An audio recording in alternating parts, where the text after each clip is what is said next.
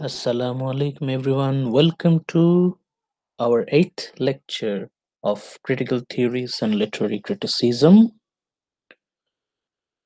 I hope you are doing fine. Today we will start our second text, the next text for this course. Before the midterm এর আগে আমরা আমাদের এই দ্বিতীয় টেক্সটটা মোটামুটি শেষ করার চেষ্টা করব। অলরেডি আপনাদেরকে আমাদের নেক্সট টেক্সট অর্থাৎ the preface to Lyrical Ballads already আপনাদেরকে দেয়া আছে, both available in Messenger group and Google Classroom. So today we will actually start our text, the preface to lyrical ballads written by William Wordsworth. তো দেরি না করে চলুন আমরা শুরু করি। Today we will get the overall summary. আমরা একটা overall picture পাবো এবং একই সাথে আমরা টেক্সটের কোন জায়গায় পড়বো অলরেডি হাইলাইটেড পিডিএফ আপনাদের দিয়ে দেওয়া আছে, ওটা আপনারা মন দিয়ে স্টাডি করবেন। এটার সাথে স্টাডি করে করে আমরা পড়ার চেষ্টা করব। মনে রাখবেন পাশাপাশি অবশ্যই মূল টেক্সট যেটা আপনাদের দেয়া আছে হাইলাইটেড পিডিএফ অলরেডি কিন্তু গুগল ক্লাসরুম এবং আপনাদের মেসেঞ্জার গ্রুপে অ্যাভেলেবল আছে। সামারিতে যাওয়ার আগে আমরা কিছুটা পড়ে নেই, কি বলেন? যে পিডিএফটা আপনাদের অ্যাভেলেবল আছে, it is collected from the Harvard Classics. Let's read. আমরা একই সাথে শুরুর দিকে খানিকটা পড়ব। Preface to Lyrical Ballads. Lyrical ballad যে পোয়েট্রি কালেকশনটা পাবলিশ হয়েছিল, সেই পোয়েট্রি কালেকশনের সূচনা মুখবন্ধ ইন্ট্রোডাকশন লিখেছেন উইলিয়াম ওয়ার্ডসওয়ার্থ। উইলিয়াম ওয়ার্ডসওয়ার্থ প্রিফেসটা লিখেছিলেন 1800 সালে।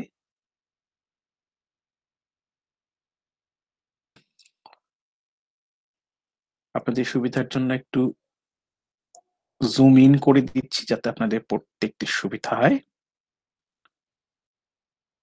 আশা করি বলবেন যদি কোনো রকম সমস্যা হয়। Let's start. The first volume of these poems has already been submitted to general perusal. যখন এই উপক্রমণিকা, এই ইন্ট্রোডাকশনটা লেখা হচ্ছে, তখন অলরেডি পাঠক সমাজে লিরিক্যাল ব্যালাডস এটা পরিচিত নাম এবং সবাই পড়ছে। It is open for general reading এবং প্রশংসা সমালোচনা সবই গ্রহণ করছেন কোলরিজ এবং ওয়ার্ডসওয়ার্থ একসাথে, যেহেতু এই পাবলিশড কালেকশনটা কোলরিজ এবং ওয়ার্ডসওয়ার্থ এদের দুজনের কোলাবোরেশন, যৌথ প্রচেষ্টার ফসল। যখন ইন্ট্রোডাকশনটা লেখা হচ্ছে তখন অলরেডি পাঠক সমাজে এই কালেকশনটা পরিচিত। It was published as an experiment. শুরুতেই ওয়ার্ডসওয়ার্থ স্বীকার করে নিচ্ছেন যে এই লিরিক্যাল ব্যালাডস, এই কালেকশনটা এটা একটা পরীক্ষা, একটা এক্সপেরিমেন্ট। এর আগে এই ধরনের কবিতা লেখা হয়নি, এই ধরনের রেভলিউশনারি বৈপ্লবিক কবিতা লেখার প্রচেষ্টা এই প্রথম। সুতরাং এই যে পাবলিকেশন অফ লিরিক্যাল ব্যালাডস, এটা একটা নতুন পরীক্ষা নিরীক্ষার প্রয়াস, এইটাই বলতে চাচ্ছেন Wordsworth. Which I hoped might be of us some use to ascertain how far, by fitting to metrical arrangement a selection of the real language of men in a state of vivid sensation. কিসের experiment উনি বলছেন? To metrical arrangement. প্রথমেই কবিতার তো অবশ্যই একটা ছন্দবদ্ধ সংযোজন থাকবে, এমনভাবে সাজানো থাকবে ছন্দময় অ্যারেঞ্জমেন্ট। কবিতার অ্যারেঞ্জমেন্টটা হবে হচ্ছে মেট্রিক্যাল, ছন্দময়, কিন্তু ভাষাটা এই জায়গায় আমাদের খেয়াল রাখতে হবে। ওয়ার্ডসওয়ার্থ বলছেন the real language of man. কবিতাগুলো লেখা হয়েছে সাধারণ মানুষের সত্যিকারের ভাষা, মানে যে ভাষায় মানুষ প্রকৃতভাবে কথা বলে। মানুষ যে ভাষায় কথা বলে, মানুষের প্রকৃত ভাষা, দৈনন্দিন জীবনের ভাষা। Real language of man in a state of vivid sensation, এমন এক অনুভূতি, এমন এক অনুভূতির কথা এই ভাষায় বলা হবে। মানুষের বর্ণিল অনুভূতি, উজ্জ্বল অনুভূতি, মানুষের গাঢ় তীব্র অনুভূতির কথা মানুষের প্রকৃত ভাষায় বর্ণনা আছে এই কবিতার ছন্দবদ্ধ বাক্যগুলোতে। That sort of pleasure and that quantify of pleasure may be imparted, which a poet may rationally endeavor to impart. মানে কবি চাচ্ছেন যে যেভাবেই হোক হৃদয়ের যে আবেগ অনুভূতি সেটাকে মানুষের দৈনন্দিন জীবনের প্রকৃত যে ভাষা, রিয়েল ল্যাঙ্গুয়েজ, সেই ভাষায় মানুষের কাছে উপস্থাপন করা। I had formed no very inaccurate, প্রথম দিকে ওয়ার্ডসওয়ার্থ, কোলরিজ এই দুজনেরই কিন্তু মানে টার্গেট ছিল। উনারা কিন্তু প্রথম যে 1798 সালে যে পাবলিকেশনটা বাজারে আসে, সেখানে কিন্তু উনাদের নাম উল্লেখ ছিল না। আপনারা যদি খেয়াল করেন, যদি গুগলে সার্চ করেন যে ফার্স্ট কপি অফ লিরিক্যাল ব্যালাডস, প্রথম পেজে কিন্তু কবির নাম ছিল। এমনকি কোথাও ওয়ার্ডসওয়ার্থ, কোলরিজ কারো নাম নেই। পুরো পাবলিকেশনটা হচ্ছে অ্যানোনিমাস। তারা কেউই তাদের নাম উল্লেখ করেননি। এটা একটা পরীক্ষা-নিরীক্ষা ছিল। তারা দেখতে চেয়েছিলেন যে দর্শক, পাঠকরা এটা কিভাবে নেয়। তাদের একটা প্ল্যান ছিল। তারা আন্দাজ করেছিলেন যে এরকম একটা ফিডব্যাক আসতে পারে। ওয়ার্ডসওয়ার্থ বলছেন, "I flattered myself that they who should be pleased with them would read them with more than a common pleasure." মানে ওয়ার্ডসওয়ার্থ, কোলরিজ এদের ২ জনের প্ল্যান ছিল যে যারা, যারা পড়ে আনন্দ পেত, মানে যাদের জন্য এই কবিতা তারা ঠিকই আনন্দ পাবে। They who should be pleased with them, যাদের এই কবিতা পড়ে আনন্দিত হওয়ার কথা, আনন্দ পাওয়ার কথা, who they are supposed to be pleased, যাদের আনন্দিত হওয়ার কথা, they would read them with more than common pleasure, তারা এমনিতেই পড়বে।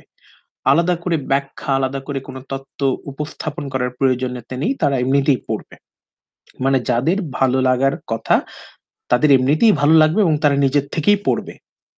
And on the other hand, I was well aware that by those who should dislike them, they would be read with more than common dislike. আর যারা এমনিতেই এই কবিতা পছন্দ করবে না, তাদের যদি ব্যাখ্যা করে সামনে উপস্থাপন করে দেয়া হয়, যথেষ্ট যুক্তি তর্ক সহ সামনে উপস্থাপন করা হয়, তারা কিন্তু পছন্দ করবে না। মানে যারা এমনিতেই এটা পছন্দ করত না, যারা পছন্দ করবে না, তারা এমনিতেও করবে না, ব্যাখ্যা সহ দিলে তাতেও করবে না। মানে মূল কথা কি? এখানে মূল কথা ওয়ার্ডসওয়ার্থ বলার চেষ্টা করছেন, যাদের ভালো লাগার, তাদের কবিতা এমনিই ভালো লাগবে। আর যাদের ভালো লাগার কথা না, তাদের অমনিও ভালো লাগবে না।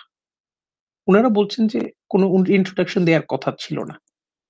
মানে ওয়ার্ডসওয়ার্থ কিন্তু জানতেন যে পাঠক শ্রেণীর মধ্যে একটা শ্রেণী তারা এই কবিতাগুলো সহজভাবে গ্রহণ করবে।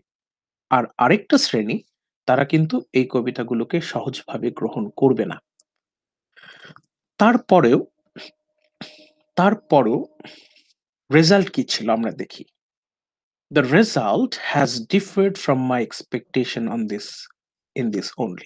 কিন্তু ওয়ার্ডসওয়ার্থ কোলরিজ তারা যে আন্দাজটা করেছিলেন সেরকম আশানুরূপ রেজাল্ট হয়নি।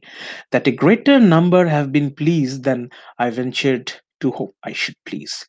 মানে যতটা আশা করেছিলেন যে অল্প কিছু মানুষ হয়তো সন্তুষ্ট হবে। কিন্তু দেখা গেল সন্তুষ্ট মানুষের পরিমাণ অপেক্ষাকৃত, মানে অনাকাঙ্ক্ষিতভাবেই বেশি। ওয়ার্ডসওয়ার্থ হয়তো আশা করেছিলেন অল্প কিছু মানুষ হয়তো পছন্দ করতে পারে এই কবিতাগুলো। কিন্তু উনি দেখলেন, উনি যতটুকু আশা করেছিলেন তার থেকে বেশি সংখ্যক মানুষ পছন্দ করল। কিন্তু কিছু মানুষ বিপক্ষেও চলে গেল। যারা বিপক্ষে চলে গেল দুঃখজনকভাবে তারাই ছিল প্রভাবশালী। প্রচুর মানুষ কবিতাগুলোকে সাদরে গ্রহণ করল। কিন্তু কিছু প্রভাবশালী influential people of literary circle তারা কিন্তু এই কবিতাগুলোর বিরোধিতা করল। তারা কবিতাগুলোর বিরোধিতা করল। আচ্ছা, এইভাবে আপনারা আস্তে আস্তে পড়তে থাকবেন। আমরা এখন চলে যাই হচ্ছে সামারিতে। Let's focus on now the summary. আমরা সামারিও পড়বো, একই সাথে টেক্সটও পড়বো। তাতে আমাদের বুঝতে সুবিধা হবে। Let's focus on our second slide. আশা করি আপনারা দেখতে পাচ্ছেন। The first point: The preface to Lyrical Ballads by Wordsworth begins with a discussion of the gathering of the poems. Preface, এই প্রিফেসের শুরুতেই ওয়ার্ডসওয়ার্থ আলোচনা করছেন যে কিভাবে তাদের কালেকশনের কবিতা, লিরিক্যাল ব্যালাডস এর যে কালেকশন, এই কালেকশন গুলো কিভাবে হচ্ছে, কিভাবে কবিতাগুলোকে কালেক্ট করা হচ্ছে, সংগ্রহ করা হচ্ছে, এর পেছনে কি কি চিন্তা ভাবনা কাজ করছিল। Written mostly by Wordsworth with contributions by S.T. Coleridge. এই লিরিক্যাল ব্যালাডস পোয়েট্রি কালেকশনে কবিতাগুলো দুজন কবির লেখা। অবশ্যই ওয়ার্ডসওয়ার্থ, বেশিরভাগ কবিতাই তার লেখা, এবং স্যামুয়েল টেইলর কোলরিজ। আমরা দেখতে পাই যে 4টি কবিতা কোলরিজের লেখা। এবং এই পাবলিকেশন বের করার পেছনে তাদের একটা ফিলসফি ছিল। কি ফিলসফি, এটা আমরা পরবর্তীতে আস্তে আস্তে পাচ্ছি। Originally published in 1798, মূলত প্রথম প্রথম পাবলিশড হয় 1798 সালে, যেটা একটু আগে বললাম অ্যানোনিমাসলি। তারা নাম গোপন রেখে বেনামে ছেপেছিলেন। তারা দেখতে চেয়েছিলেন, তাদের এক্সপেরিমেন্টেশনটা ছিল যে নাম প্রকাশ না করে পাবলিশ করার পর সাধারণ পাঠকদের মনে কি ধরনের প্রতিক্রিয়া পাওয়া যায়। দেন ওই পাবলিকেশনে, ফার্স্ট পাবলিকেশনে কোনো প্রিফেস ছিল না, কোনো ইন্ট্রোডাকশন ছিল না। ইন 1800 সালে দ্বিতীয় প্রিন্ট যেটা সেকেন্ড পাবলিকেশন, সেই পাবলিকেশনে, in second publication, Wordsworth added an earlier version of the preface. এই প্রিফেসের প্রাথমিক একটা ভার্সন এই 1800 সালের দ্বিতীয় সেকেন্ড পাবলিকেশনের মধ্য দিয়ে ওয়ার্ডসওয়ার্থ প্রকাশ করেন। এরপর আরো 2 বছর পর, ইন 1802 সালে, in 1802, he extended it 2 years later. 2 বছর পরে তার সেই সূচনা, এটাকে আরো এক্সটেন্ড করে, অ্যানালিসিস করে, আর একটু বড় করে উনি আবার পাবলিশ করেন। মানে ইন থার্ড পাবলিকেশন, 1802 সালের যে থার্ড পাবলিকেশন, সেটাতে আমরা কমপ্লিট পিকচার পাই দ্য প্রিফেসের। প্রিফেসের তাহলে আমরা থার্ড পাবলিকেশনে গিয়ে আমরা চূড়ান্ত কাঠামোটা পাচ্ছি। এখন আমরা যে প্রিফেসটা পড়বো, এটা মূলত থার্ড পাবলিকেশনের সাথে পাবলিশ ছিল। তার মানে এই প্রিফেসটা লেখা হয়েছিল, পাবলিশ হয়েছিল 1802 সালে, in 1802। Because he felt, Wordsworth উনি বোধ করেছিলেন, উনি ভেবেছিলেন, his poems were of a replacement theme and elegance. অন্য পূর্ববর্তী যে কোনো কবিতার থেকে এই কবিতাগুলো আলাদা। আগের কবিতাগুলোর যে ধরন ছিল, সেই ধরনকে পুরোপুরি রিপ্লেস করে দিচ্ছে, এবং তার কবিতার এলিগেন্স পূর্ববর্তী অন্যান্য কবিতার থেকে স্বতন্ত্র। এই স্বতন্ত্র কোন কোন দিক থেকে স্বতন্ত্র, এই জিনিসটা বোঝানোর জন্য Wordsworth felt they needed an introduction. Wordsworth মনে করলেন যে তাদের কবিতা, বিশেষ করে তার কবিতা, কেন পূর্ববর্তী কবিতাগুলোর থেকে আলাদা, এটার যুক্তি, আর্গুমেন্ট প্রেজেন্ট করার জন্য তার একটা মুখবন্ধ, একটা ইন্ট্রোডাকশন, উপক্রমণিকা, সূচনা লেখা প্রয়োজন। মানে পোয়েট্রি কালেকশন, কবিতা সংকলনের শুরুতে একটা ভূমিকা রচনা লেখা প্রয়োজন। এই রচনায় উনি বোঝানোর চেষ্টা করছেন, উনি বোঝাতে চাচ্ছেন যে কোন কোন দিক থেকে তাদের কবিতা, ওয়ার্ডসওয়ার্থ, কোলরিজ, তাদের কবিতা কন্টেম্পোরারি প্রচলিত কবিতা থেকে আলাদা। Some scholars say that Coleridge wanted to write down the preface. কেউ কেউ বলেন স্যামুয়েল টেইলর কোলরিজ উনি এই ভূমিকাটা, এই সূচনাটা লিখতে চেয়েছিলেন, but never got around there to. কিন্তু উনি শেষ পর্যন্ত এটা লিখতে পারেননি, কোনো একটা কারণে, বিশেষ কারণে হোক, উনি কোলরিজ আর প্রিফেসটা লিখতে পারেননি। অতএব বলাই বাহুল্য, কার ঘাড়ে এসে পড়ল দায়িত্বটা? Therefore the work fell to Wordsworth instead. যেহেতু কোলরিজ পারছেন না, ওয়ার্ডসওয়ার্থের ঘাড়ে এই কর্তব্যটা এসে পড়ল। Because the majority of the poems within the collection are by Wordsworth. এই কালেকশনের বেশিরভাগ কবিতাই কার লেখা? ওয়ার্ডসওয়ার্থের লেখা। This was probably a more appropriate choice. ওয়ার্ডসওয়ার্থের যেহেতু এই কালেকশন, এই সংকলনের বেশিরভাগ কবিতাই তো ওয়ার্ডসওয়ার্থের লেখা, কোলরিজ লিখেছেন মাত্র 4টা। সেই হিসেবে যেহেতু ওয়ার্ডসওয়ার্থের কন্ট্রিবিউশন বেশি, তাহলে ওয়ার্ডসওয়ার্থের এই ক্ষেত্রে he deserves to write the introduction. উনি প্রিফেসটা লেখার দাবিদার, যোগ্য দাবিদার।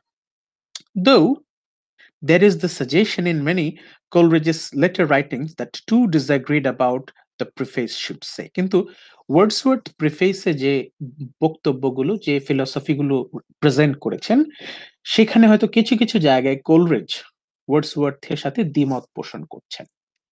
মানে প্রিফেসের যে কন্টেন্ট, প্রিফেসে ওয়ার্ডসওয়ার্থ যা যা বলেছেন, হয়তোবা সব বক্তব্যে কোলরিজ সহমত, একমত পোষণ করতে পারেননি। তাদের মধ্যে একটু ডিসএগ্রিমেন্ট হয়, মতের বিরোধিতা হয়। কি মতের বিরোধিতা হয় এটা আমরা পরে জানতে পারবো। আপাতত আমরা বুঝতে চাচ্ছি যে what was the philosophy of Wordsworth. Wordsworth উনি কোন দর্শনের ভিত্তিতে তার কবিতাগুলোকে আলাদা হিসেবে দাবি করছেন। Let's continue. Within the preface এই সূচনা রচনার মধ্যে Wordsworth rights that the aim of the gathering was to write down poems that address things that happen in lifestyle. উনি এই কালেকশনে যে কবিতাগুলো আছে, এই কবিতাগুলো মূল উদ্দেশ্য কি ছিল?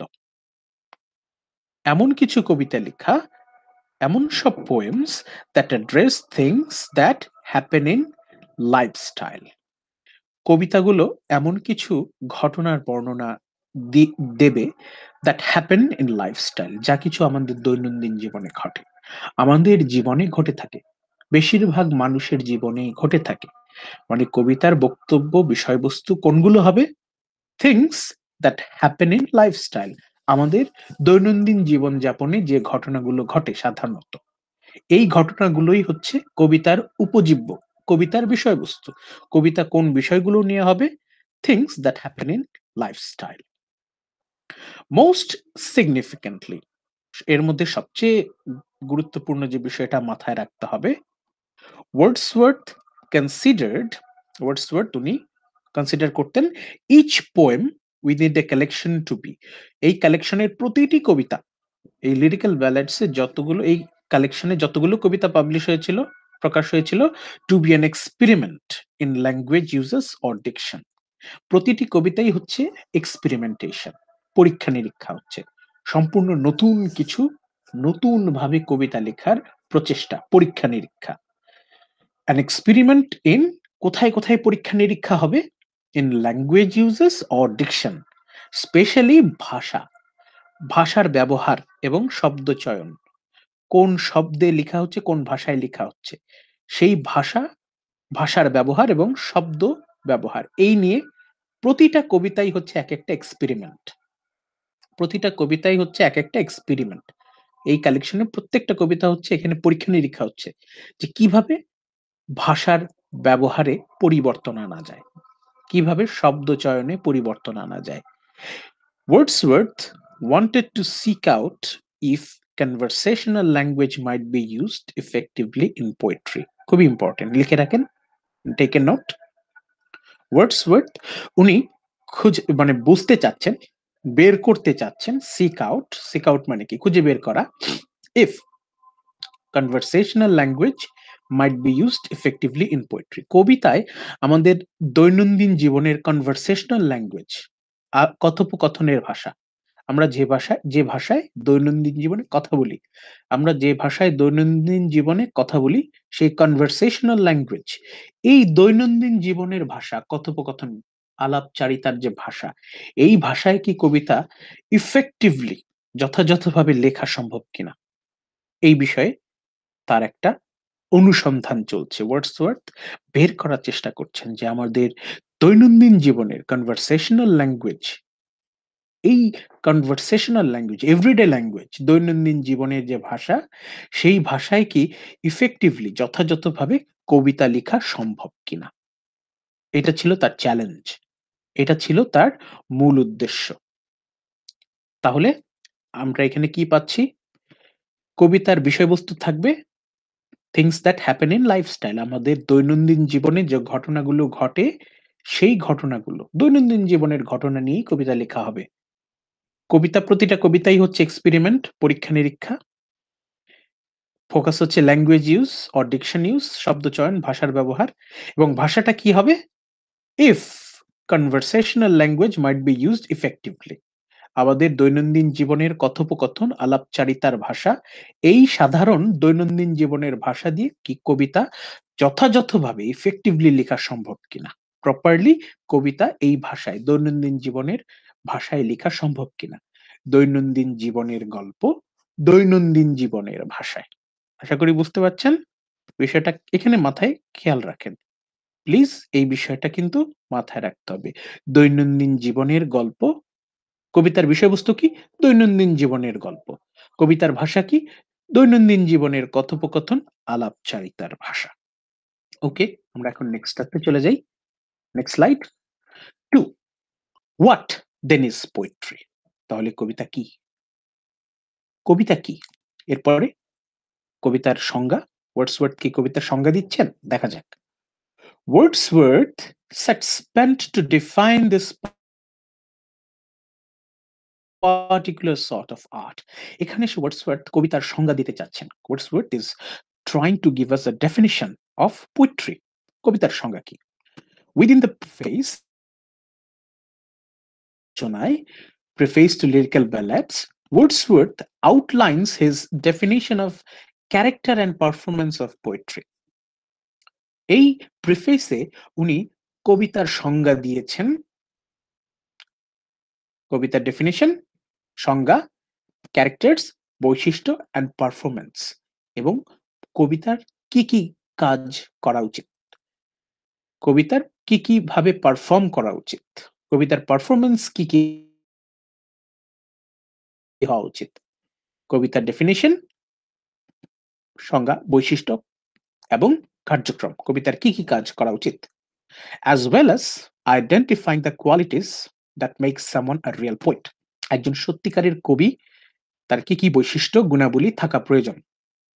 তাহলে কি কি আমাদের ফোকাস আমরা একটু দেখি। ওয়ার্ডসওয়ার্থ উনি আউটলাইন দেওয়ার চেষ্টা করছেন, উনি ওনার আইডিয়া, ওনার ফিলসফি দেওয়ার চেষ্টা করছেন।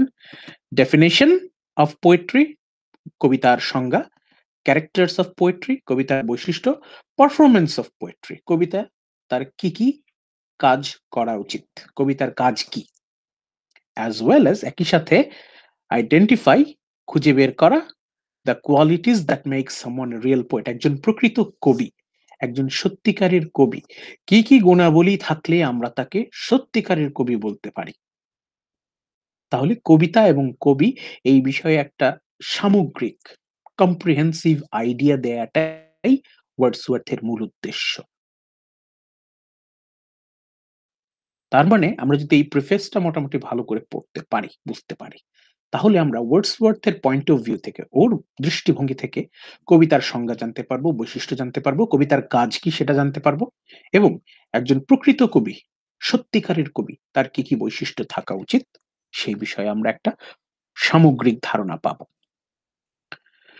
ফর ওয়ার্ডসওয়ার্থের কাছে, for Wordsworth, poetry must reflect spontaneity and an overflow of powerful feelings. Wordsworth একটা সংজ্ঞার মতো দেওয়ার চেষ্টা করছেন, একটা ডেফিনিশন দেওয়ার চেষ্টা করছেন যে কবিতা মাস্ট রিফ্লেক্ট, কবিতাকে প্রতিফলিত করতে হবে স্পন্টিনিটি, কবিতার মধ্যে একটা স্বতঃস্ফূর্ততা থাকবে। মানে কবিতা জোর করে কোনো কিছু করবে না, একদম জোর করে প্রেশার দিয়ে কোনো কিছু বের করবে না। কবিতা হবে হচ্ছে স্বতঃস্ফূর্ত, আপনা আপনি হবে, একদম ন্যাচারাল, নাথিং ফোর্সড, নাথিং অস্টেন্টেশিয়াস। এতে মানে কোনো ভান থাকবে না, ভনিতা থাকবে না, কোনো অতিরিক্ত প্রেশার থাকবে না। কবিতার মধ্যে একটা সরল প্রাকৃতিক, ন্যাচারাল, স্পন্টেনিয়াস, স্বতঃস্ফূর্ত ব্যাপার থাকবে। পোয়েট্রি মাস্ট রিফ্লেক্ট স্পন্টেনিটি, কবিতা হবে হচ্ছে ন্যাচারাল, প্রাকৃতিক। এতে কোনো ভনিতা থাকবে না, এতে কোনো এক্সট্রা ফোর্স থাকবে না, প্রেশার থাকবে না। And an overflow of powerful feelings. Overflow মানে কি? ফ্লো মানে হচ্ছে প্রবাহ, ওভারফ্লো মানে হচ্ছে বিপুল প্রবাহ, মানে জলোচ্ছ্বাস, উচ্ছ্বাস। ওভারফ্লোকে আমরা উচ্ছ্বাস বলতে পারি। ওভারফ্লো অফ পাওয়ারফুল ফিলিংস, শক্তিশালী আবেগের উচ্ছ্বাস। ওভারফ্লো অফ পাওয়ারফুল ফিলিংস, আমাদের শক্তিশালী আবেগ, আমাদের প্রবল আবেগের উচ্ছ্বাস, প্রবল আবেগের স্বতঃস্ফূর্ত উচ্ছ্বাস। তাহলে পোয়েট্রিকে আমরা কি বলতে পারি? প্রবল আবেগের স্বতঃস্ফূর্ত উচ্ছ্বাস। আমাদের মধ্যে যে প্রবল আবেগ আছে, সেই আবেগের একদম ন্যাচারাল, প্রাকৃতিক উচ্ছ্বাস, আবেগের উদ্দীপনা, আবেগের উচ্ছ্বাস। Passion is vital. এখানে আমাদের যে প্যাশন, মানে হৃদয়ের যে আবেগ অনুভূতি, সেটা কিন্তু মূল, থাকতেই হবে। হৃদয়ের আবেগ না থাকলে কবিতা হয় না। Passion is vital as are mood and temperament. Passion থাকতে হবে, একই সাথে মুড থাকতে হবে, ভাব থাকতে হবে, এবং টেম্পারমেন্ট, যে মেজাজ, কাব্যিক মেজাজ থাকতে হবে। Passion is vital as are mood and temperament. Passion থাকতে হবে, অবশ্যই মনের যে দরদ, হৃদয়ের দরদ থাকতে হবে, আদর থাকতে হবে, প্যাশন, দরদ, আদর। অ্যান্ড মুড, কাব্যিক মেজাজ থাকতে হবে, মুড অ্যান্ড টেম্পারমেন্ট, কাব্যিক ভাব, ভাব এবং মেজাজ দুটো কিন্তু থাকতে হবে। অলদো, যদিও, পোয়েট্রি মাস্ট ইমার্জ ফ্রম স্পন্টিনিটি, যদিও কবিতা একদম স্বতঃস্ফূর্তভাবে বেরিয়ে আসবে, কবিতার মধ্যে কোনো ভনিতা থাকবে না, কোনো ভান থাকবে না, কোনো অতিরঞ্জন থাকবে না, এক্সাজারেশন থাকবে না। কবিতা হচ্ছে একদম ন্যাচারাল, স্পন্টেনিয়াস, স্বতঃস্ফূর্ত, একাই বের হবে সে, তাকে জোর করে চাপ দিয়ে, ফোর্স দিয়ে বের করতে হবে না, কবিতা এমনি বের হবে naturally. It must not be written spontaneously. খুব মজার কথা, কবিতা যদিও আপনা আপনি বের হবে, কিন্তু এটাকে আপনা আপনি লেখা উচিত না। এটা তাহলে কি হলো? কনফিউশন না? যদিও পোয়েট্রি, কবিতা আপনা আপনিই নির্গত হবে, আপনা আপনিই কবিতার জন্ম হবে, কিন্তু কবিতা লেখার বেলায় সাবধান হতে হবে, লেখাটা আবার আপনা আপনিই যেন না হয়। যদিও কবিতার জন্মটা স্পন্টেনিয়াস, স্বতঃস্ফূর্ত, কিন্তু সেই কবিতাটা লিখতে গেলে সাবধান হতে হবে। আবারও বলছি, কবিতার জন্ম হবে, কবিতা আসবে, কবিতার উত্থান হবে স্বতঃস্ফূর্ত, কবিতার জন্ম হবে আপনা আপনি, naturally, but it must not be written spontaneously. কিন্তু লেখার ব্যাপারটা, কবিতার জন্ম হোক, কিন্তু কবিতার লেখার ব্যাপারটা কিন্তু স্পন্টেনিয়াস না, নট স্বতঃস্ফূর্ত। কবিতাটা আপনা আপনি লেখা হবে না, কবিতার জন্ম হবে আপনা আপনি, কিন্তু কবিতার লেখার বেলায় সাবধান থাকতে হবে। কবিতাটা আপনা আপনিই যেন লেখা না হয়ে যায়, লেখার ব্যাপারে সাবধান হতে হবে। Rather, Wordsworth asserts that, or Wordsworth, long and deep reflection, কবিতা লিখার বেলায় সেটাকে এরকম ধুপধাপ, ঠুসঠাস, কবিতা ঠাস ঠাস করে লিখে দিলাম 10 মিনিটে, তাহলে কিন্তু হবে না। কবিতার জন্ম হবে আপনা আপনি, ন্যাচারালি, স্পন্টেনিয়াসলি, কিন্তু কবিতা লিখার বেলায় there should be long and deep reflection. সেই আপনা আপনি জন্ম নেওয়া কবিতাটা লিখতে হবে গভীরভাবে, লম্বা সময় ধরে চিন্তা করে। তারপর কবিতার জন্ম হবে আপনা আপনি, কিন্তু কবিতাটা লিখতে হবে খুব ধৈর্য ধরে, লম্বা সময় ধরে, গভীরভাবে, রিফ্লেকশন, চিন্তা করে, ভেবে চিন্তে তারপর লিখতে হবে। কবিতার জন্ম হবে আপনা আপনি, কিন্তু লেখার বেলায় খুব গভীরভাবে, লম্বা সময় ধরে চিন্তা করে তারপর লিখতে হবে। ঠিক আছে? এই জায়গাটা কিন্তু ক্লিয়ার রাখেন, খুবই গুরুত্বপূর্ণ। এই স্লাইডের 3 নম্বর পয়েন্টটা কিন্তু খুবই গুরুত্বপূর্ণ। ওকে, next. He also cautious against being too concerned with the poetic rules of classicism.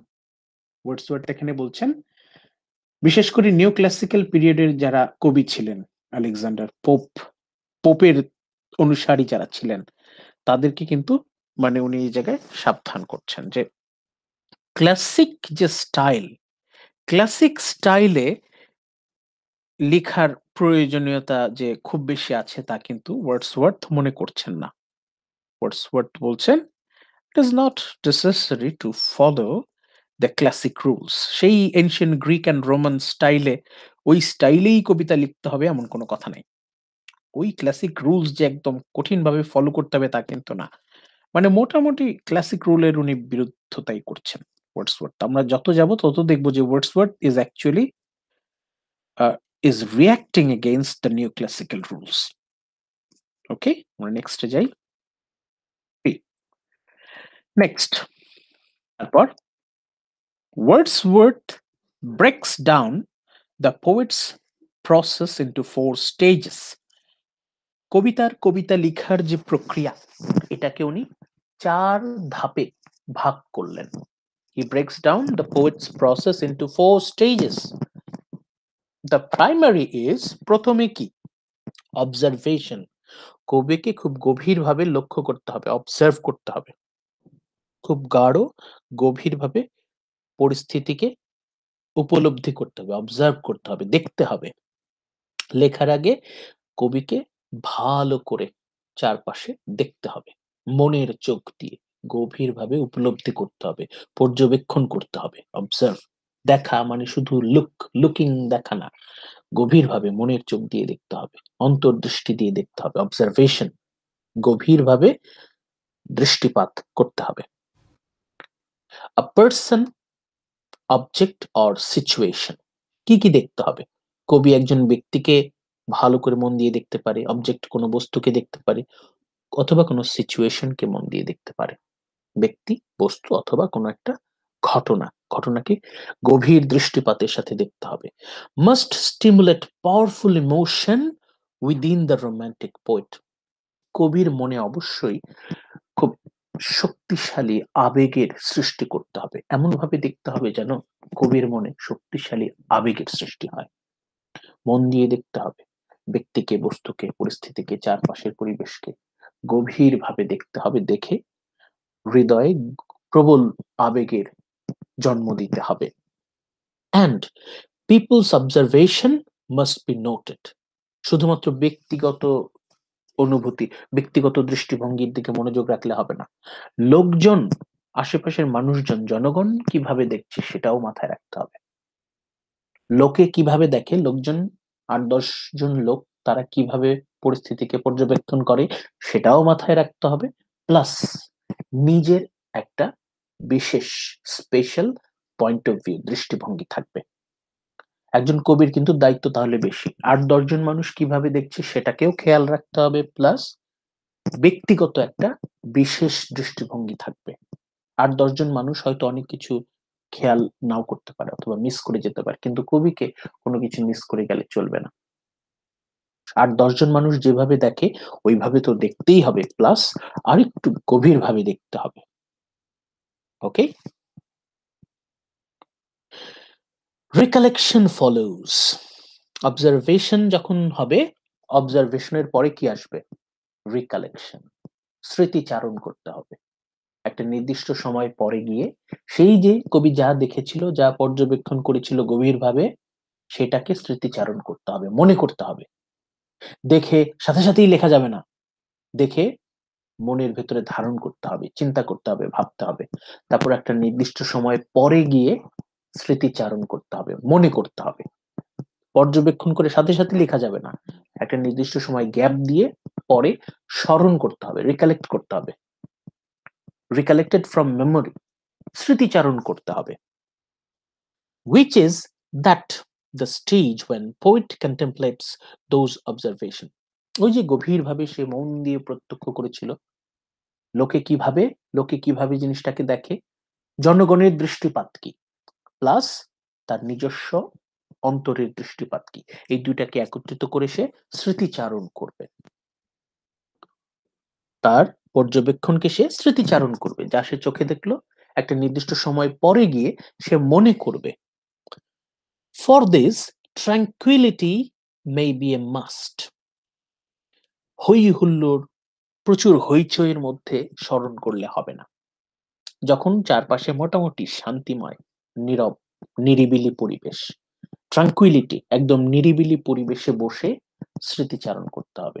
যখন কোনো রকম ডিস্টারবেন্স, কোনো রকম হইচই, বিরক্তি, কোনো রকম গোলমাল, ডিস্ট্রাকশন থাকবে না।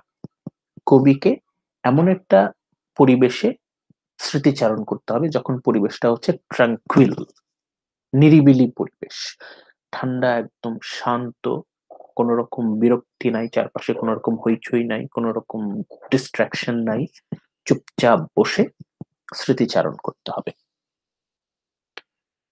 Memories may surface that are days old or older. হয়তো আগের দিনের স্মৃতি, memories may surface that are days old, হয়তো 2-3 দিন আগের অথবা আরো বেশ কিছুদিন আগের ঘটনা, আরো বেশ কিছুদিন আগের পর্যবেক্ষণ, সেটাকে সে স্মৃতিচারণ করছে, মনে করছে। নিরিবিলি পরিবেশে, ঠান্ডা শান্ত পরিবেশে বসে সে একটা নির্দিষ্ট সময় আগের ঘটনার স্মৃতিচারণ করছে, মনে করছে।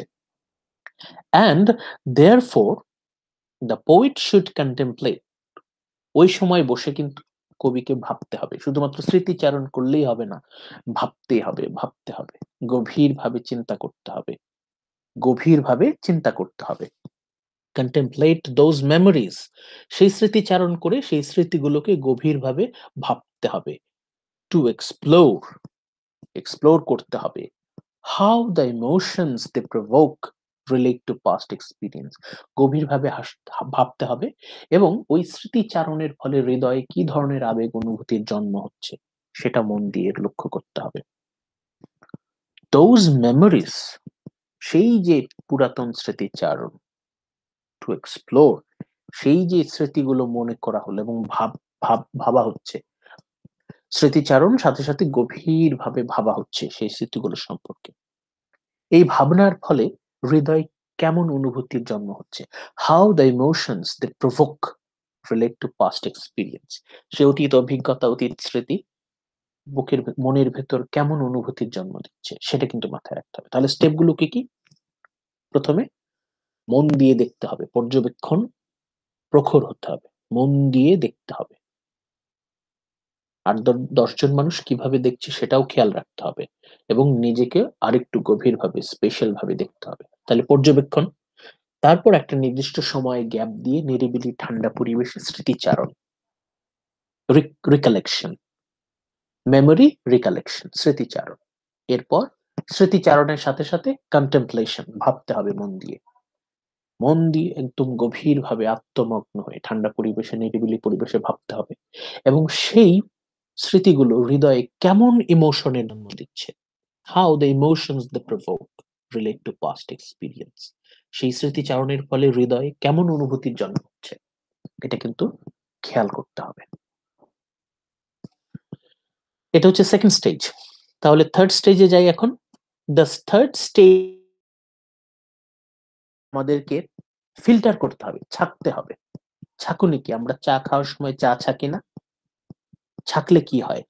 কিছু জিনিস যেটা আমাদের দরকার নেই ওটা হচ্ছে আলাদা হয়ে যায়, ময়লাগুলো আলাদা হয়ে যায়। ফিল্টার করতে হবে, আমরা পানি ফিল্টার করি, পানির ময়লাগুলো আলাদা করে ফেলি, শুদ্ধ পানিটুকু থাকে। এখন হৃদয়ে অনেক রকম ইমোশনের জন্ম হবে, সবগুলো ইমোশন কিন্তু খাঁটি না, কিছু আছে মানে নকল, কিছু আছে নট ইম্পর্টেন্ট, ওগুলো বাদ দিতে হবে।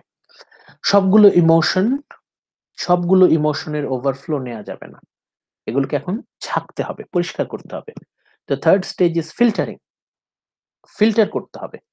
ফিল্টারিং কিসের filtering? When the poet clears the mind, কবি তখন তার মনকে পরিষ্কার করবে, ফিল্টার করবে, কবি তার মনকে, হৃদয়কে, মনকে পরিষ্কার করবে, ফিল্টার করবে of all non essential elements, যে বিষয়গুলো না থাকলেও চলে, যেগুলো হৃদয়ে রাখার দরকার নাই, নট ইম্পর্টেন্ট, নন এসেনশিয়াল, যেসব আবেগ অনুভূতি দরকার নেই, নট এসেনশিয়াল, সেগুলোকে পরিষ্কার মানে ফেলে দিতে হবে, ফিল্টার করে, ওগুলো হচ্ছে নন এসেনশিয়াল, অদরকারি, অদরকারি অনুভূতিগুলো ফেলে দিতে হবে। The result of this is often, result গুলো কি? এখন এই যে ছাঁকনি হয়ে গেল, মনের ভেতরে কিছু আবেগ অনুভূতি আছে যেগুলো প্রয়োজন নাই, ওগুলো ফেলে দিতে হবে। তারপর কি আসবে? What is the result? The poet's personal experience becomes relevant to wider audience. হয়তো কবির মনের ভেতরে এমন কিছু ইমোশন আছে যেটা কবির কাছে হয়তো গুরুত্বপূর্ণ, কবির কাছে হয়তো ভ্যালুয়েবল, কিন্তু সাধারণ মানুষের কাছে, ওয়াইড অডিয়েন্স, জনগণের কাছে হয়তো সেটা গুরুত্বপূর্ণ না। যেগুলো জনগণের কাছে গুরুত্বপূর্ণ না সেগুলো কিন্তু জনগণকে বলা যাবে না, বলে কিন্তু লাভ নাই। ওগুলো আলাদা করে রাখতে হবে, ওগুলো ফিল্টার করে আলাদা করতে হবে। ফেলে না দেওয়া, ফেলে দেওয়াটা খারাপ শোনা দেয়। কবিতার হৃদয়ের সব অনুভূতি, সব আবেগ অনুভূতি কিন্তু মানুষকে জানানোর দরকার নাই। কবিতা যখন লেখা হচ্ছে তখন কিন্তু মানুষ পড়বে, তাহলে মানুষকে সবকিছু তো জানানোর দরকার নেই। Everything is not essential to let them know. তাহলে সেটাকে ছেকে জনগণের জন্য তাদের অ্যাপ্রোপ্রিয়েট, তাদের জন্য অ্যাপ্রোপ্রিয়েট কোন কোন ইমোশন গুলো সেগুলো খুব আলাদা করে রাখতে হবে। ফিল্টারিং প্রসেসের মাধ্যমে কবি জনসাধারণের জন্য, জনগণের জন্য লিখবে, ওয়াইডার অডিয়েন্স, পাঠকদের জন্য কবিতা লিখবে। সুতরাং তার মনের ভেতরে যেসব অনুভূতি আছে সবগুলো, it is not mandatory to convey all the emotions to the audience. কবি তার সবকিছু পাঠকের সাথে শেয়ার করবে না, কিছু জিনিস শেয়ার করবে, কিছু করবে না। যেগুলো শেয়ার করবে না ওগুলো ফিল্টার করে আলাদা করে রাখলো, আর যেগুলো পাঠকের কাছে পৌঁছে দেবে, যেসব ইমোশন পৌঁছে দেবে, ওগুলোই একমাত্র ফিল্টার করে পাঠকের জন্য, ওয়াইডার অডিয়েন্সের জন্য রেডি করা হচ্ছে। থার্ড স্টেজ গেল। It is not until the fourth and end, last stage কোনটা? লাস্ট স্টেজ কোনটা? That the poet should begin to compose. এখন হচ্ছে কবিকে লিখতে বসতে হবে। তাহলে ভালো করে দেখেন, সাথে সাথে কিন্তু কবি লিখতে বসে নাই, কবিতাকে লেখার আগে অনেকগুলো ধাপ আছে, পার করে আসতে হবে। 4 নম্বর স্টেপে এসে যখন ফিল্টারিং শেষ, ছাঁকনি শেষ, ছাঁকা শেষ, সব অনুভূতি আমি কবিতায় তুলে ধরবো না, কিছু আমার নিজের কাছে রাখবো। এখন যখন ছাঁকাছাঁকি শেষ, ফিল্টার করা শেষ, এখন কবিতা লিখতে বসছে কবি। The goal is to precise emotions. কবিতা লিখছে কবি, এখন তার অনুভূতিগুলো একদম নিখুঁত ভাবে উপস্থাপন করতে হবে, পোট্রে করতে হবে। ডিউরিং আ ওয়ে, এমন ভাবে দ্য রিডার উইল আন্ডারস্ট্যান্ড। কবি ফিল্টার করার পরে যে অনুভূতিটা পাঠকের কাছে পৌঁছে দেওয়া উচিত, জরুরি, শুধুমাত্র সেই অনুভূতিগুলো যথাযথভাবে, নিখুঁতভাবে কবিকে পোট্রে করতে হবে, উপস্থাপন করতে হবে। এবং সাথে সাথে চলতে থাকবে may therefore contemplate. Reader, পাঠকরা, তারা সেগুলো বুঝবে।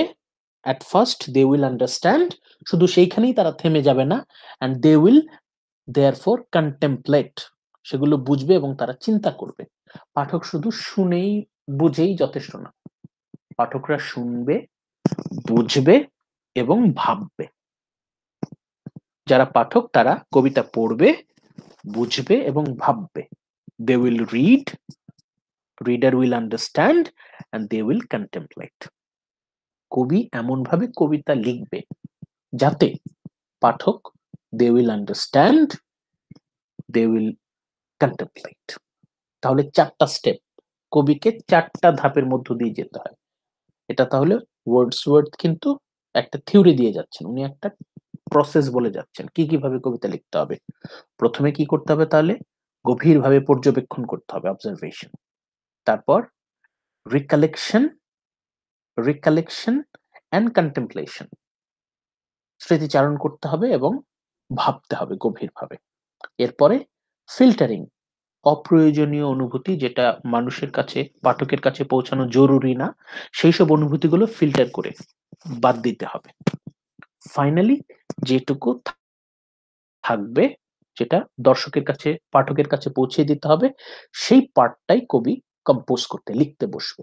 লিখার পরে কবিকে ভাবতে হবে যাতে তার প্রিসাইজ ইমোশন গুলো পোট্রে হয়, এবং কবিতার মধ্যে যে ইমোশন গুলো, অনুভূতিগুলো নিখুঁতভাবে পোট্রে করার পর পাঠকরা যেন সেটা বুঝতে পারে, so that they will understand এবং একই সাথে তারা যেন কন্টেমপ্লেট করতে পারে। ওকে, তাহলে কিন্তু আমরা এই চারটা স্টেপ, কি কি চারটা স্টেপ? নাম্বার 1 অবজারভেশন, পর্যবেক্ষণ। তারপর একটা নির্দিষ্ট সময় যাওয়ার পর নিরিবিলি পরিবেশে নাম্বার 2 রিকালেকশন এন্ড কন্টেমপ্লেশন, স্মৃতিচারণ করতে হবে, ভাবতে হবে। তারপর থার্ড স্টেজ ফিল্টারিং, সবগুলো আবেগ অনুভূতি লেখা যাবে না, কিছু পাঠকের জন্য কিছু আলাদা, ওটা লেখা যাবে না, ফিল্টার করে বাদ দিতে হবে। এরপর ফোর্থ স্টেজে ফিল্টারিং হয়ে যাওয়ার পর সেই ইমোশন গুলো একদম প্রিসাইসলি কম্পোজ করতে হবে, কবিতায় লিখে ফেলতে হবে, এমন ভাবে কবিতা লিখতে হবে যাতে পাঠকরা সেটা বুঝতে পারে, দে উইল আন্ডারস্ট্যান্ড, এবং বোঝার পরে তারা ভাববে, দে উইল কন্টেমপ্লেট। ওকে, এই হচ্ছে ওয়ার্ডসওয়ার্থের মতে process of writing poetry. Okay, let's focus on number 4, fourth slide. Wordsworth's next topic is imagination. ওয়ার্ডসওয়ার্থের পরের টপিক হচ্ছে ইমাজিনেশন। ওয়ার্ডসওয়ার্থ বলছেন কবিকে কল্পনা শক্তি থাকতে হবে, কবির কল্পনা শক্তি থাকতে হবে, imagination, Kalpana Shakti. He, Wordsworth, begins by discussing how the neoclassicists defined imagination. নিজের সংজ্ঞা দেওয়ার আগে ওয়ার্ডসওয়ার্থ বলছেন যে এর আগে পোপরা, আলেকজান্ডার পোপরা, নিওক্লাসিসিস্টরা কিভাবে কল্পনাকে সংজ্ঞায়িত করত। তারা কি বলতো? They said the mind was passive and recorded sensation. মন হচ্ছে একটা প্যাসিভ, মনের মধ্যে অ্যাক্টিভ কোনো কিছু নাই, চারপাশে ঘটছে, মন শুধুমাত্র সেটা প্যাসিভলি নিচ্ছে। অ্যান্ড রেকর্ডেড সেন্সেশন, মনের কাজ হচ্ছে সবকিছু রেকর্ড করা, মন অ্যাক্টিভলি কোনো কিছু করে না। এটা হচ্ছে নিউ ক্লাসিসিস্টদের কথা। হিউম্যান মাইন্ড ইজ প্যাসিভ, মন আগ বাড়িয়ে অ্যাক্টিভলি কোনো কিছু করে না, মনের কোনো কাজ নাই, মন শুধু প্যাসিভলি সবকিছু সঞ্চয় করে, রেকর্ড করে। এটা কাদের কথা ছিল? নিউ ক্লাসিসিস্টদের কথা ছিল। ওয়ার্ডসওয়ার্থ কি বলছেন দেখা যাক। Imagination, Kalpana, therefore may be a function of memory. কল্পনা শুধুমাত্র স্মৃতি সঞ্চয় কি? May be a function of memory, একই সাথে combined with the power to associate those sensation with other things that will or might not exist. Wordsworth কি বলছেন? Wordsworth কি বলছেন? শুধুমাত্র স্মৃতি সঞ্চয় করা মনের কাজ না, স্মৃতি সঞ্চয় করবে, মেমোরির সাথে কি কম্বিনেশন হবে? কম্বাইন্ড উইথ দ্য পাওয়ার, এর একই সাথে অ্যাক্টিভলি মন তার একটা শক্তি প্রয়োগ করবে, টু অ্যাসোসিয়েট দোজ সেন্সেশন, এই যে মনের আবেগগুলো, মনের সেন্সেশন, অনুভূতিগুলো, উইথ আদার থিংস, অন্য আরো কিছুর সাথে এটাকে কম্বাইন করবে, that will or might not exist. শুধুমাত্র অতীতে এটা ঘটেছে ওইটাকে মনে রাখবো তা না, বরং অতীতের স্মৃতি সঞ্চয় করতে করতে হৃদয়ে যে অনুভূতির জন্ম হয়, সেই অনুভূতির শক্তিতে সে কল্পনা করবে অন্য আরেকটা কিছু, যেটা ভবিষ্যতে হতেও পারে, নাও হতে পারে। মানে অতীত স্মৃতি সঞ্চয় করতে করতে মনে এমন একটা শক্তির জন্ম হবে, এমন একটা আবেগ অনুভূতি, এমন একটা অনুভূতির জন্ম হবে, এই অনুভূতির শক্তিতে সে এমন একটা কিছু ভাববে যার হয়তো অস্তিত্ব নাই, পুরোটাই কাল্পনিক। মানে অতীতের অতীত সঞ্চয় করতে করতে যে অনুভূতিটা হৃদয়ে জন্ম নেবে, সেই অনুপ্রেরণায় কল্পনা করবে, যেটা কল্পনা করা হচ্ছে সেটার হয়তো অস্তিত্ব নাই, হয়তো কোনোদিন হবেও না। তার মানে কি? মাইন্ড তো প্যাসিভ না, মাইন্ড অ্যাক্টিভ। অতীতের স্মৃতি সঞ্চয় করতে করতে তার কল্পনা করার একটা ক্ষমতা কিন্তু তৈরি হচ্ছে। ওয়ার্ডসওয়ার্থ বলছেন,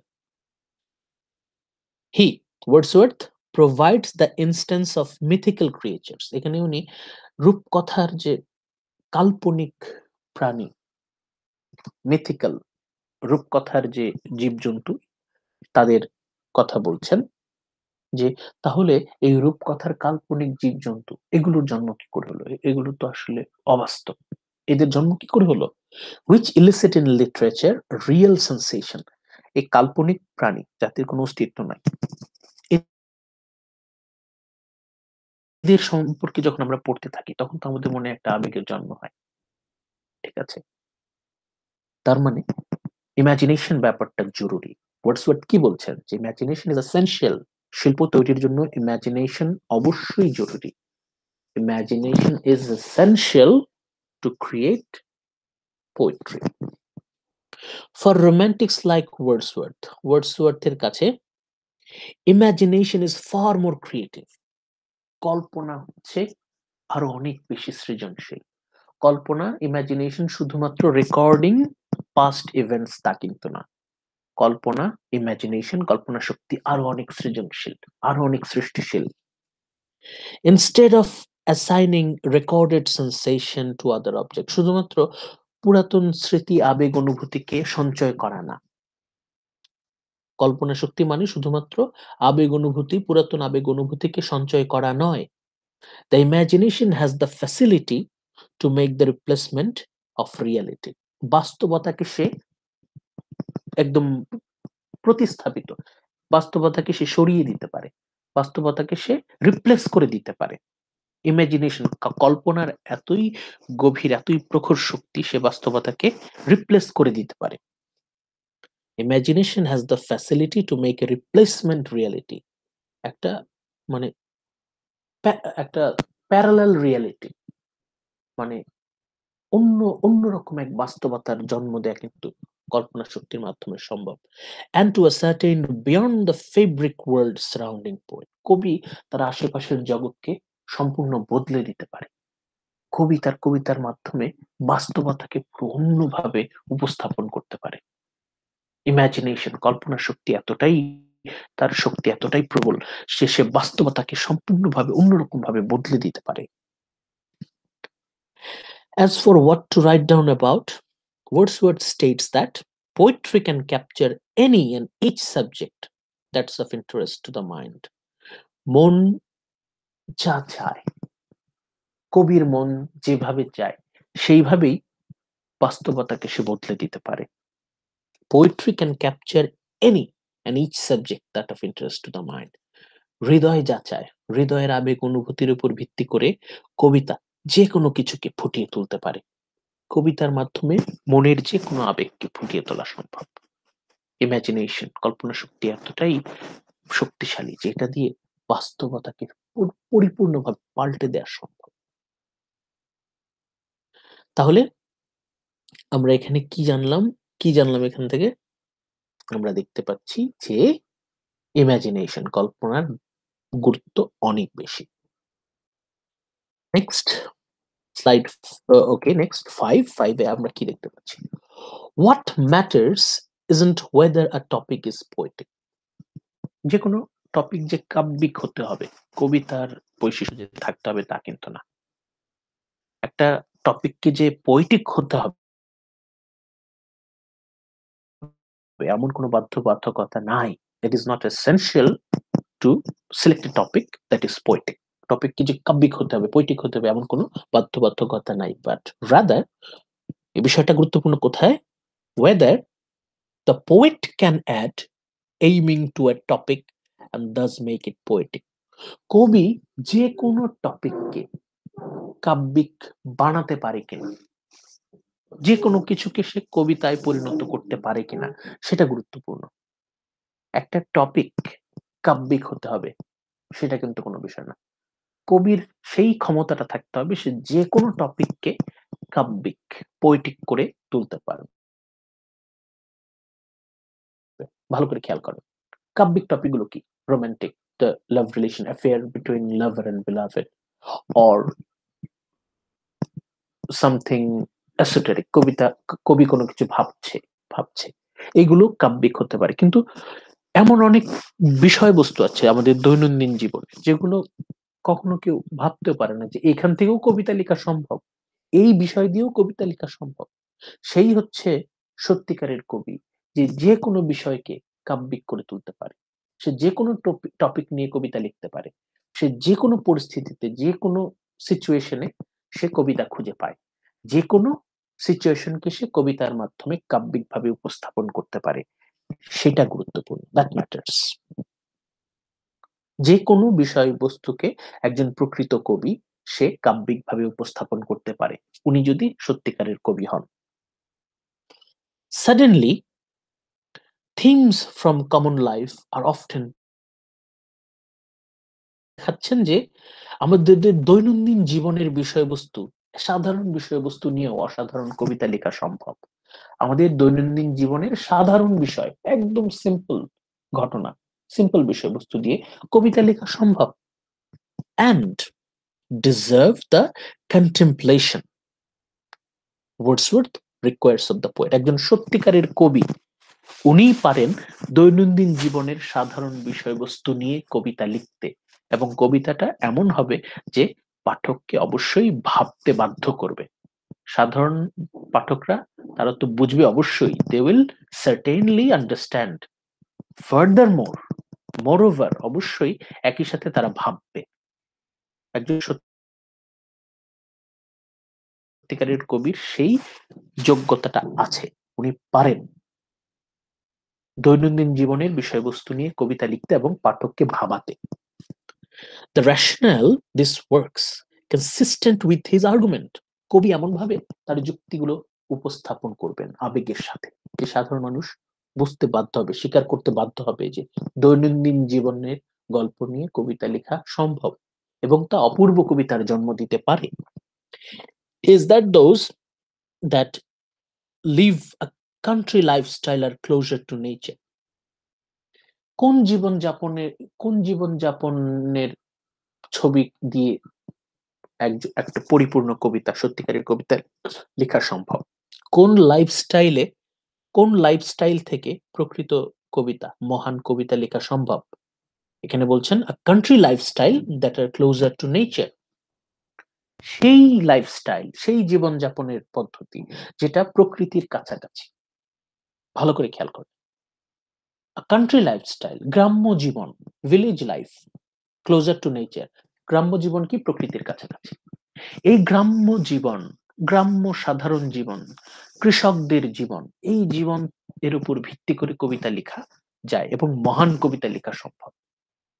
এই কবিতা আমরা বুঝতে পারবো এবং আমাদের ভাবাবে, আমাদের মনের চোখ খুলে দেবে। তাহলে আমাদের একজন কৃষকের দৈনন্দিন জীবন, প্রকৃতির কাছাকাছি দৈনন্দিন জীবন, এই বিষয় নিয়ে কবিতা লেখা সম্ভব। And therefore further far away from vanity bred of artifice. এই আমাদের শহুরে কৃত্রিম জীবন যাপন, এখানে কৃত্রিমতা, অহংকার, নানা রকম অতিরঞ্জন, ভান ভনিতা, এসব থেকে দূরে, অহংকার থেকে দূরে, শহুরে জীবনের অহংকার, কৃত্রিমতা থেকে দূরে, গ্রাম্য জীবন, country lifestyle that are closer to nature, এই গ্রাম্য জীবন, প্রকৃতির কাছাকাছি গ্রাম্য জীবন, এর উপর ভিত্তি করেই কবিতা লেখা সম্ভব। তাহলে এই পয়েন্ট থেকে আমরা কি পাচ্ছি? এই পয়েন্ট থেকে আমরা পাচ্ছি যে গ্রাম্য জীবনের সাধারণ ঘটনাগুলো নিয়ে কবিতা লেখা সম্ভব, কারণ এগুলো প্রকৃতির কাছাকাছি। প্রকৃতির কাছাকাছি গ্রাম্য জীবনের গল্প দিয়ে অসাধারণ কবিতা লেখা সম্ভব।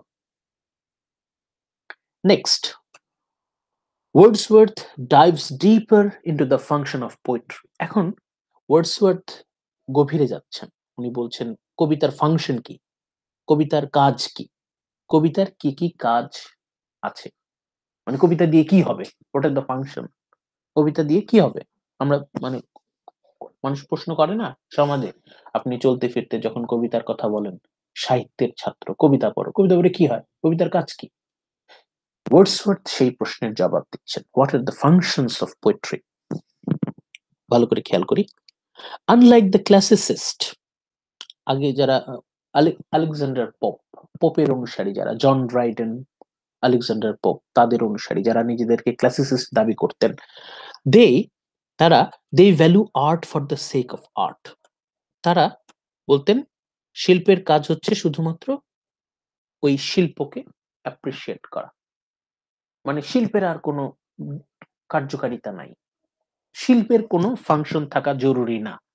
ক্লাসিসিস্ট যারা, যারা ধ্রুপদী শিল্পে বিশ্বাসী, ancient Greek and ancient Roman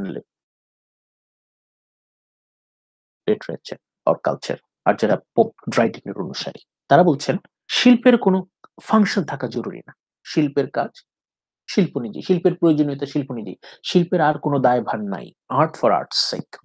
তারা বলছেন the concept art should be produced no matter any moral values are concerned. শিল্পের মাধ্যমে কোনো বৈষয়িক বা নৈতিক শিক্ষা প্রয়োজন নাই, কোনো মোরাল ভ্যালু অথবা কনসার্ন, কোন রকম মোরাল লেসন থাকা জরুরি না। ছোটবেলায় পড়তাম না, গল্প পড়তাম, প্রতিটা গল্পের পেছনে একটা নীতি বাক্য থাকতো, মোরাল লেসন থাকতো। গল্প পড়েছো, গল্পের মোরাল লেসন কি? আমাদেরকে জিজ্ঞেস করা হতো যে খরগোশ কচ্ছপের গল্প, মোরাল লেসন কি? কাক, কাকের গল্প, কাক আর ওই ঘটির গল্প, মোরাল লেসন কি? প্রতিটা গল্প, প্রতিটা কবিতার পেছনে একটা করে মোরাল লেসন থাকতে হতো, তাই না? ক্লাসিসিস্টরা বলতেন যে, তারা বলতেন যে no necessary, it's not necessary to have moral values. Wordsworth and therefore the Romantics believe art for the sake of life. রোমান্টিকরা তাদের বিশ্বাস হচ্ছে art for the sake of life, not art for the sake of art, শিল্পের জন্য শিল্প না। রোমান্টিকদের কথা হচ্ছে জীবনের জন্য শিল্প। পোপ ড্রাইডেন যারা ক্লাসিসিস্ট, তারা কি বলতেন? তারা বলতেন art for the sake of art, শিল্পের জন্যই শিল্প। আর রোমান্টিক্সরা কি বিশ্বাস করতেন? Art for the sake of life, জীবনের জন্য শিল্প। এখন আপনাদের প্রশ্ন, এখন আপনারা ভাবেন, আলেকজান্ডার পোপ, জন ড্রাইডেন যারা ক্লাসিসিস্ট ছিলেন, এরা ভাবতেন, এরা বিশ্বাস করতেন শিল্পের জন্য শিল্প, শিল্পের কোনো অন্য কোনো মানে অন্য কোনো ফাংশন থাকার জরুরি না, শিল্পের জন্যই শিল্প। আর রোমান্টিক্সরা বলছেন art for the sake of life. Wordsworth আরো যারা রোমান্টিক, তারা কি বলছে? তারা বলছে শিল্পের জন্য শিল্প হওয়া উচিত না, জীবনের জন্য শিল্প, art for the sake of life. That is, Wordsworth কি দেখছেন? Wordsworth says the function of poetry as ennobling the reader through the teaching of ethical and philosophical values and ideals. Wordsworth কি দেখছেন? What is the function of poetry? কবিতার কাজ কি? কবিতার কার্যকারণ কি? কবিতার ফাংশন কি?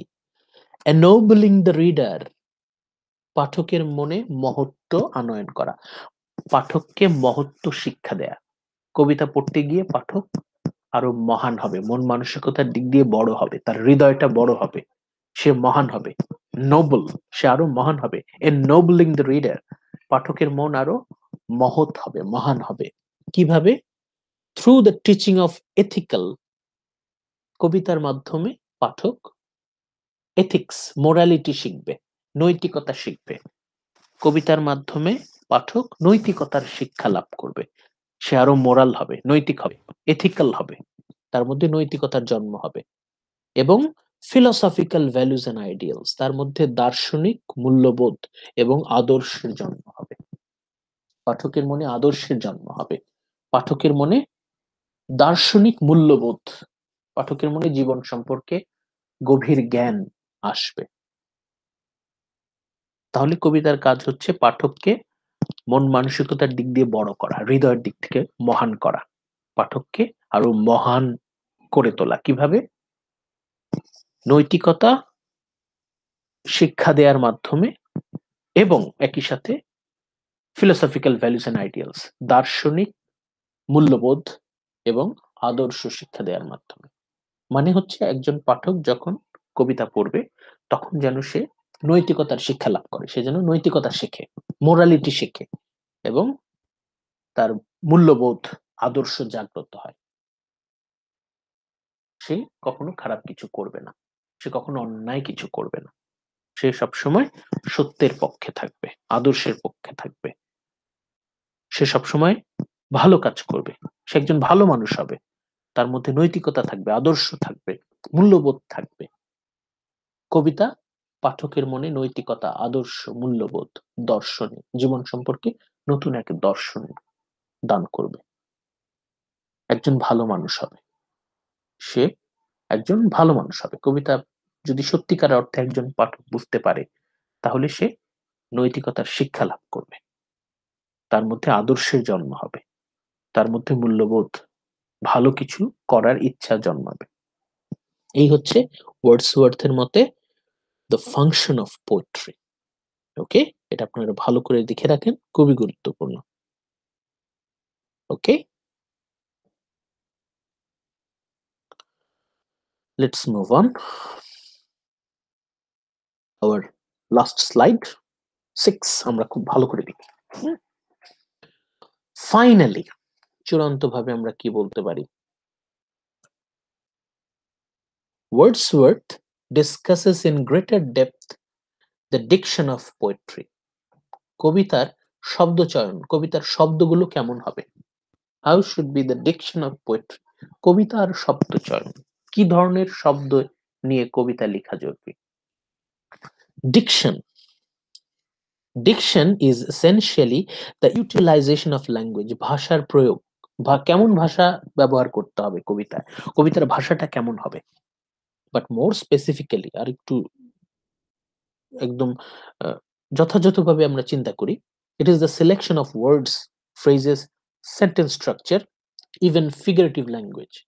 কবিতায় কি ধরনের শব্দ ইউজ করা হবে, কি ধরনের ফ্রেজ, প্রবাদ ইউজ করা হবে, সেন্টেন্স স্ট্রাকচার, কবিতার বাক্যের গঠন, কি ধরনের বাক্য, কি ধরনের সেন্টেন্স থাকবে, ইভেন ফিগারেটিভ ল্যাঙ্গুয়েজ, কবিতার ফিগারেটিভ ল্যাঙ্গুয়েজ মানে সিমিলি, মেটাফোর,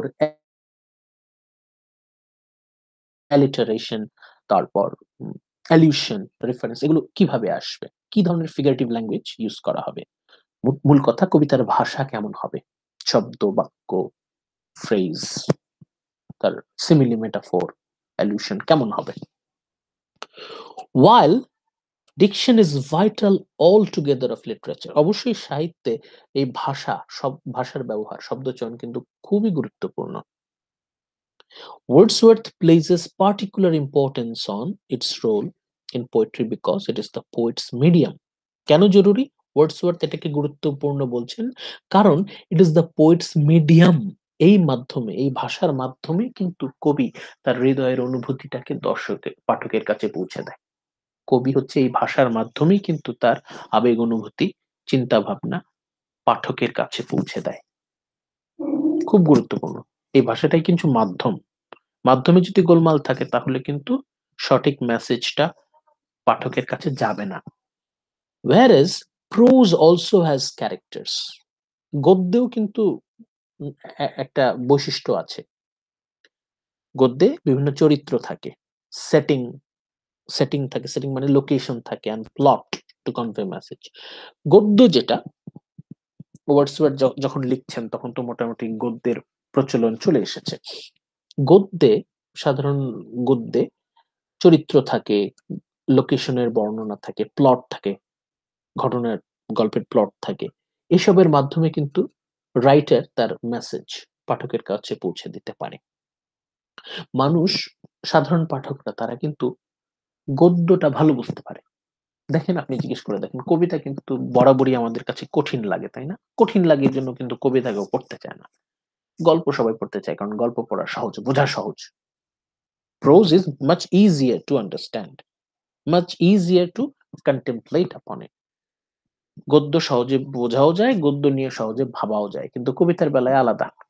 কবিতা বোঝাও যায় না, ভাবা তো দূরের কথা। The poet's choice of language or diction, তাহলে কবি কি ধরনের ভাষায় লিখতে পারে, is that the sole means of expression in poetry. এখন কবিতা সে যদি কঠিন করে লিখে, তার expression in poetry যদি জটিল হয়, তাহলে কিন্তু মানুষের কাছে সে পৌঁছাতে পারবে না। কবিতার ভাষা কেমন সেটার উপর গুরুত্ব রাখতে হবে। কঠিন করে লিখলাম, মানুষজন বুঝবেও না, ভাববেও না, তাহলে কবিতা লেখাই ব্যর্থ। এমন ভাবে কবিতা লিখতে হবে যাতে পাঠক সেটা বুঝতে পারে এবং they can think upon it, তারা যেন চিন্তা করতে পারে।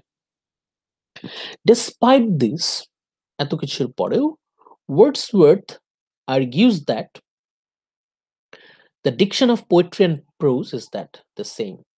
Wordsworth বলছেন, অতএব কবিকে এই জিনিসটা মাথায় রাখা উচিত যে যেহেতু পাঠকরা গদ্যের ভাষা, প্রোজ, গল্পের ভাষা ভালো বুঝতে পারে, সরল ভাষায় লিখলে তারা বুঝতে পারে, তাহলে কবিতাটা কঠিন করে, জটিল করে না লিখে গদ্যের মতোই, গল্পের মতোই লিখলে হয়। তার মানে কবিতার ভাষা গল্পের মতোই হোক, গদ্যের মতোই হোক, অসুবিধা কি? মূল উদ্দেশ্য তো হৃদয়ের নিখুঁত অনুভূতি পাঠকের কাছে পৌঁছে দেয়া। সেটা ভাষা যাই হোক, পৌঁছে দেয়াটাই বড় কথা। পাঠকরা যাতে পড়ে বুঝতে পারে এবং ভাবতে পারে। মিডিয়ামটা অ্যাপ্রোপ্রিয়েট হলেই তো ভালো। ভণিতার কি দরকার? পাণ্ডিত্য দেখানোর কি দরকার? তাহলে ভাষা, কবিতার ভাষা, গদ্যের ভাষা আলাদা হওয়ার কি প্রয়োজন? একই হলেই হয়। এবং একই সাথে Wordsworth criticizes the new classicist for their artificial and unnatural language. Alexander Pope, John Brighton, এই যারা নিউ ক্লাসিসিস্ট দাবি করে নিজেদেরকে, এদের কথা এরা বলেছিলেন যে কবিতার ভাষা হতে হবে সফিস্টিকেটেড, কবিতার ভাষা হতে হবে অন্যরকম। অন্যরকম করতে গিয়ে তারা এতটাই জটিল করে ফেলতেন যে সাধারণ মানুষ কবিতা কেউ পড়তোই না, তারা কেউ পড়তেই চেত না। ওয়ার্ডসওয়ার্থ সেটাকে সমালোচনা করেছেন এবং বলছেন যে এত কঠিন করে কবিতা লিখলাম, মানুষজন বুঝবে না, তারা বুঝবেও না, তারা ভাববেও না।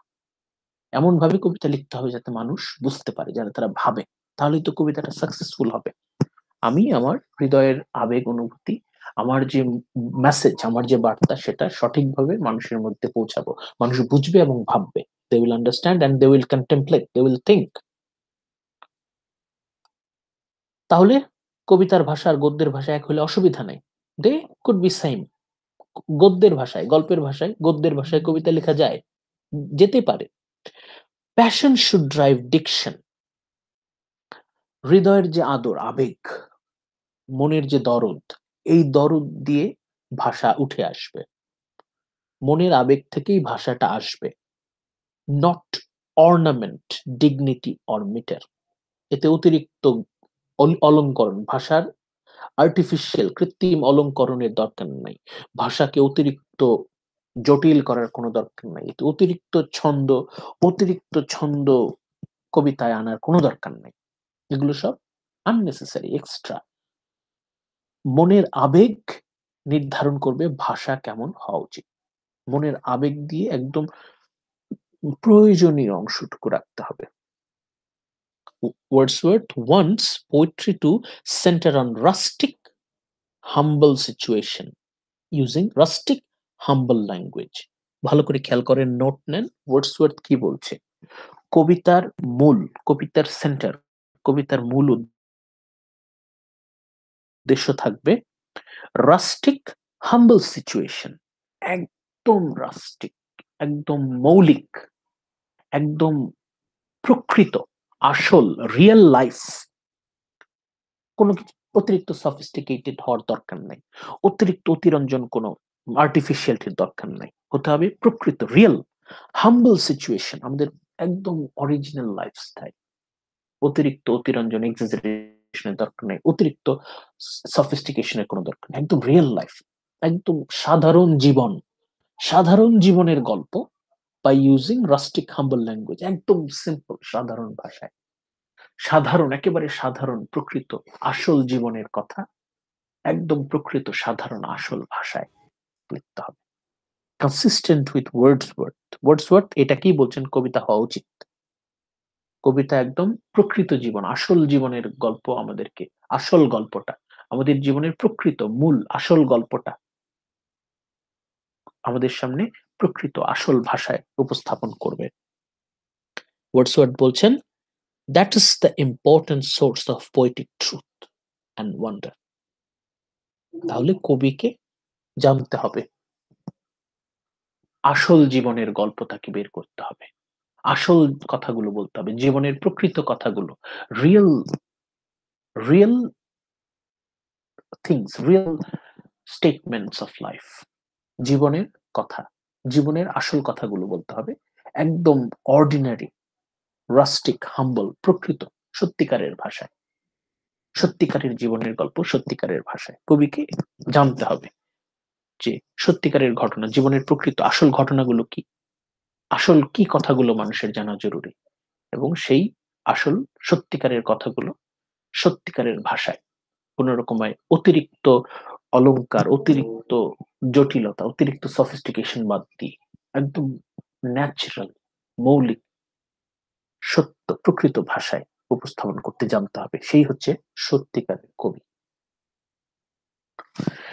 তাহলে আমাদের ওই ২ নাম্বার হ্যাঁ, এখানে এসে বলেছিলাম যে উদ্দেশ্য কি ছিল? আচ্ছা, তাহলে ওয়ার্ডসওয়ার্থ কি আউটলাইন করেছিলেন? ১ম এ উনি কবিতার ডেফিনিশন দেওয়ার চেষ্টা করেছেন, যেটা আমরা বের করেছি। কবিতার ক্যারেক্টার কি হওয়া উচিত সেটাও আমরা পেয়েছি। কবিতার পারফরম্যান্স, ফাংশন কি সেটাও আমরা পেয়েছি। একই সাথে the qualities that make someone a Real poet সেটাও কিন্তু আমরা পেয়েছি। এগুলো কিন্তু অলরেডি আলোচনা হয়ে গেছে। এবার আপনারা মন দিয়ে লেকচারটা আবার শোনেন। শুনে বের করার চেষ্টা করেন যে এগুলো কি, কি ছিল। আমরা কিন্তু অলরেডি আলোচনা করে ফেলেছি। আজকে কি ছিল আমাদের ফোকাস? আমরা সামারি করলাম। হুম? এখন আপনাদের যে পিডিএফ বইটা দেয়া আছে, পিডিএফটা দেয়া আছে, এটাতে যদি আপনারা একটু খেয়াল করেন, হ্যাঁ? এটাতে কিন্তু আমি আপনাদেরকে অলরেডি হাইলাইট করে দিয়ে দিয়েছি কি, কি পড়তে হবে। যেমন এই যে ৩ নাম্বার আর ৪ নাম্বার পেজে দেখেন হাইলাইট করা আছে। এটা কিন্তু মন দিয়ে পড়বেন। এই যে humble and rustic life was generally chosen। ওগুলো অলরেডি কথাগুলো বলেছি। For all good poetry is the spontaneous overflow of powerful feelings। আমরা কিন্তু পড়েছি। হ্যাঁ? আমরা নিচে যাই আরো।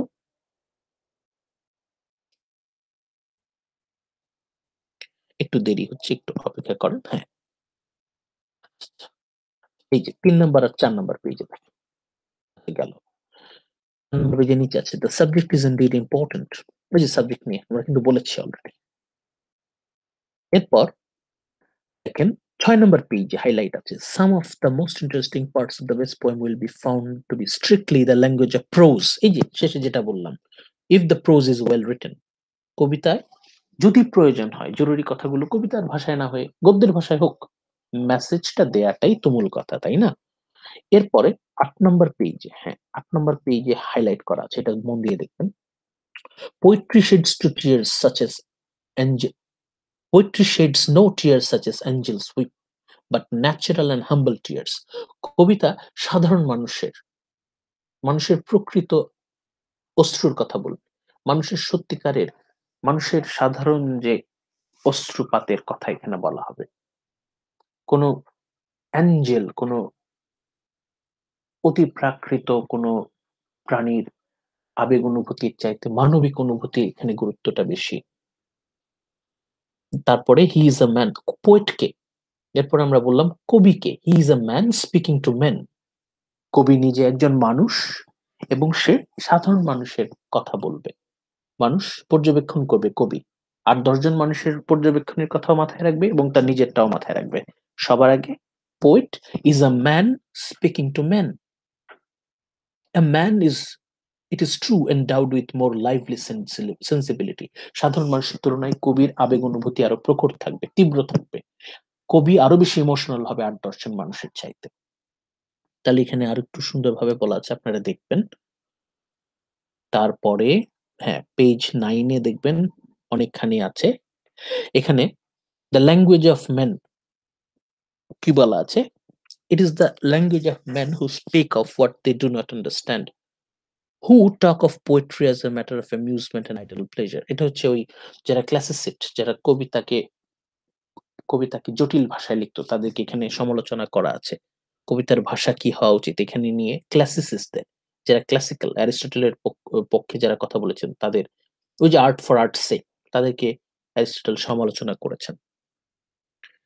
আচ্ছা, এরপরে পরের পেজে এই আরেকটা আছে, the knowledge both of the poet and the man of science is pleasure. কবিকে আনন্দ দিতে জানতে হবে। A poet must know how to give pleasure to audience। পাঠককে কিভাবে আনন্দ দিতে হবে এটা জানতে হবে। এরপরে ১১ নম্বর পেজে দেখেন, the man of science seek a truth to remote unknown benefactor। এখানে একজন বিজ্ঞানীর সাথে কবিকে তুলনা করা হয়েছে।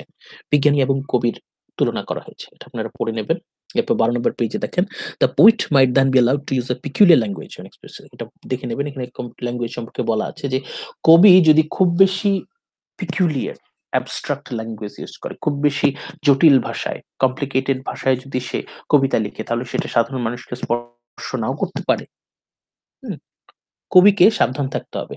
সাধারণ মানুষের সাধারণ ভাষায় যদি না লেখা হয়, সহজ ভাষায় না লিখলে কিন্তু সাধারণ মানুষ এটা বুঝতে পারবে না। ঠিক আছে?